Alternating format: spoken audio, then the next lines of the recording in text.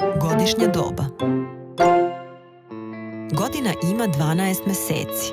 Tokom jedne godine se izmene 4 godišnja doba. To su zima, proleće, leto i jesen. Zima je godišnje doba kada pada sneg. Dani su hladni, kratko traju. Oblačimo se slojevito.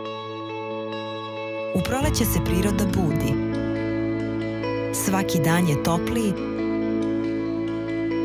a dani duži. Priroda počinje da cveta i zeleni. Leto je najtoplije godišnje doba. Ima najviše sunčanih i vedrih dana. Dani su dugi, a temperature visoke, zbog čega oblačimo laganiju odeću. Tokom jeseni često pada kiša